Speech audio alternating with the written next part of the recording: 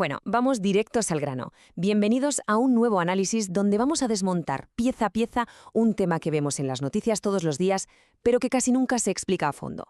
Hoy vamos a diseccionar la verdadera anatomía de la corrupción sistémica en América Latina. El objetivo aquí es mantener una mirada súper analítica, pero al mismo tiempo fascinante, para entender qué hay detrás de todo esto. No nos quedaremos en los síntomas, vamos a ir directamente a la raíz de la ilegalidad. Para empezar, fijaos en esta pregunta central. Normalmente, la idea que tenemos de la ilegalidad es bastante simple, ¿verdad? Solemos imaginarnos el típico maletín lleno de billetes que cambia de manos en un callejón oscuro. Pero, ¿y si esa imagen fuera solo una pequeñísima fracción del problema real? ¿Qué pasa cuando la ilegalidad deja de ser simplemente saltarse las reglas y se convierte en el propio sistema que escribe esas reglas?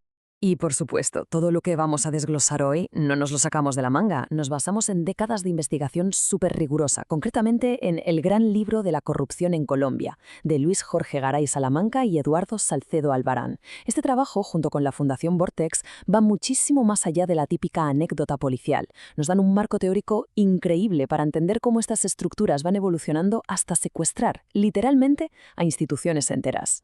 Para entender esta evolución, vamos a subir por 5 escalones. 1. Las raíces de la ilegalidad. 2. Más allá del soborno. 3. La captura del Estado. 4. La reconfiguración cooptada. Y 5. Las redes de macrocorrupción. ¿Vamos a ello? Empezamos por la base. Nivel 1. Las raíces de la ilegalidad o los defectos fundacionales de la sociedad. A ver, las grandes tramas de corrupción no salen de la nada en sociedades perfectas, ¿verdad? Crecen porque el terreno ya está abonado con defectos muy profundos. Y la primera gran falla de la que hablan los autores es el rentismo. No es solo buscar dinero fácil, es un modelo social entero. En una sociedad rentista, los grupos con poder imponen sus reglas para exprimir privilegios a costa del resto de la gente. El impacto de esto es brutal porque destruye la confianza, rompe el tejido social y básicamente cambia el mérito por el puro oportunismo. Y claro, cuando la economía funciona por favores y no por competencia, los servicios públicos acaban destrozados. Claro, la cosa no se queda ahí. Este rentismo evoluciona de forma casi natural hacia el famoso clientelismo. Aquí, la sociedad y los partidos políticos se rompen en facciones.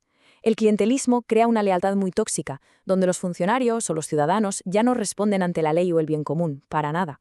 Responden ante el cacique de turno que les garantiza un puesto de trabajo en la administración o un buen contrato público.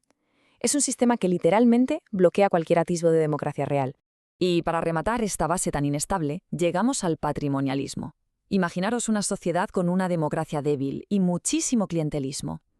Pues bien, aquí la línea entre lo público y lo privado desaparece por completo. El funcionario ya no se ve como alguien que administra bienes de todos, sino como el dueño absoluto. Usan el cargo para sacar el máximo beneficio directo, haciendo lo que les da la gana sin importar lo que dicten las leyes. Pasamos al nivel 2, más allá del soborno. Toca redefinir lo que entendemos por corrupción. Tradicionalmente, instituciones como el Banco Mundial nos han dado una definición muy de manual. La corrupción es usar el poder público para beneficio privado. Es lo que los autores llaman corrupción simple. Pensad en el típico soborno para evitar una multa o pagar por debajo de la mesa para agilizar un trámite burocrático. Es algo aislado, esporádico, de una sola dirección. Pero ojo, los investigadores nos advierten de que quedarnos solo con esta definición es un error enorme si queremos entender cómo funciona el mundo hoy en día. Aquí está el meollo del asunto. Fijaos en este contraste. A la izquierda tenemos esa corrupción simple, la que tratan las leyes de toda la vida como un delito aislado.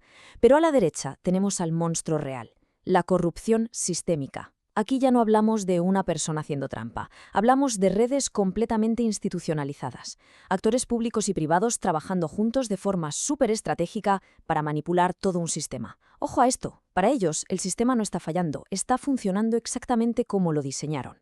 Subimos al nivel 3, la captura del Estado, es decir, torcer las reglas desde fuera. Cuando esta corrupción sistémica se asienta, pasamos a un terreno muchísimo más peligroso, la captura del Estado. En este punto, los sobornos siguen existiendo, pero con una ambición mucho mayor. Ya no quieren que un político haga la vista gorda un día, ahora quieren que el político cambie la ley para que les beneficie de forma permanente.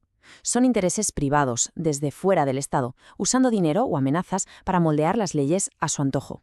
Así, la economía se estanca y las grandes reformas se bloquean, porque a estas redes les interesa que la gestión siga siendo opaca y deficiente. Y llegamos al nivel 4, la reconfiguración cooptada, o cómo recablear el Estado, pero desde adentro. Mucho cuidado con este término, porque es el corazón de la teoría de estos investigadores y la verdad es que da bastante vértigo. ¿Qué demonios es la reconfiguración cooptada?